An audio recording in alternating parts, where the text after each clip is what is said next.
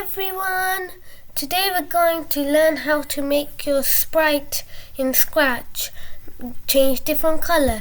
Last time we learned about how to make your sprite move forward. Now we're going to learn how to change its color. So first go to events, go on the when green flag clicked, when you go on control forever, when you go to looks, go to change color effect by 25. Change the 25 to 30. Then just like last time, press this button and then press the go.